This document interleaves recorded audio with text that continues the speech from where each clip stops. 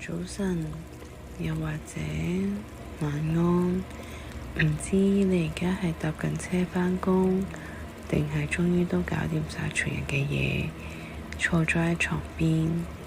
我就係知你而家一定好攰啦。呢種攰未必係因為你今日行咗好多路，又或者搬咗好重嘅嘢，而係你今日又對住唔想笑嘅人笑咗好耐，又將自己真實嘅情緒硬生生咁吞咗落肚。身邊嘅人可能覺得你好正常，甚至覺得你好叻、好堅強，但只有你自己知道，為咗維持呢個正常嘅樣，你個心已經耗盡咗幾多電。而家深呼吸一啖氣，慢慢呼出嚟。喺呢段聲音入邊，你唔需要再扮一個情緒穩定嘅大人。每一日，我哋都有好多嘅身份。你可能係某人嘅員工、某人嘅伴侶、某人嘅父母、某人嘅仔女。我哋成日都驚自己做得唔夠好，驚得罪人，驚追唔上其他人嘅步伐。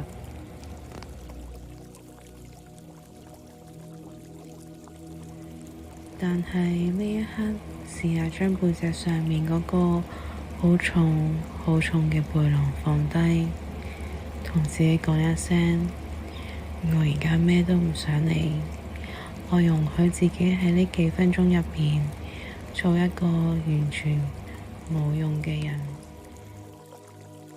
冇用其實係一種好奢侈嘅休息。地球唔會因為你而暫停，亦唔會因為你而停止轉動。有得啲 message 繼續響，有得啲未做完嘅嘢擺喺度先。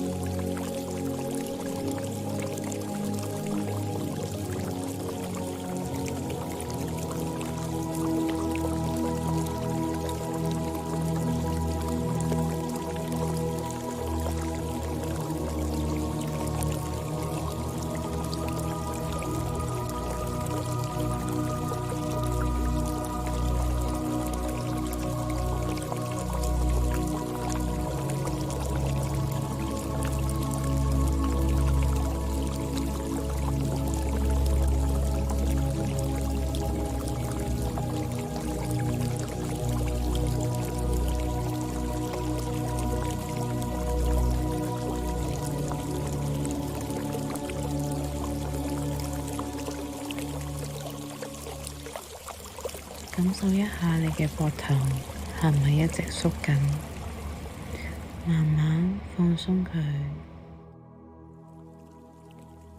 感受一下你嘅眉心係咪一直皺緊，慢慢掃平佢。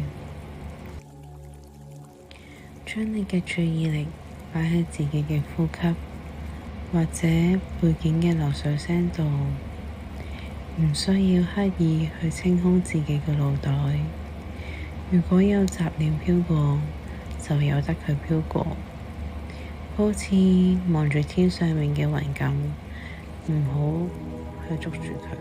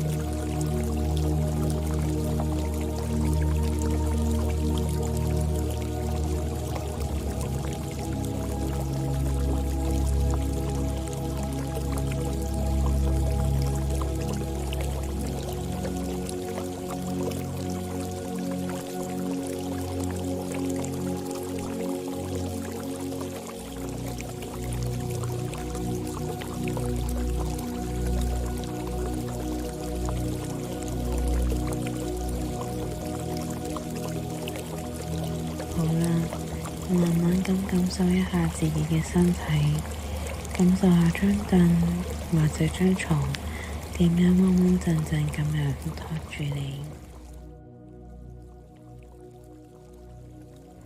就算聽日起身，世界依然有好多麻煩嘅嘢要處理，生活依然好難，但請你記住，你今日能夠好好咁生存到而家，冇放棄到自己，已經係一件好叻、好值得驕傲嘅事。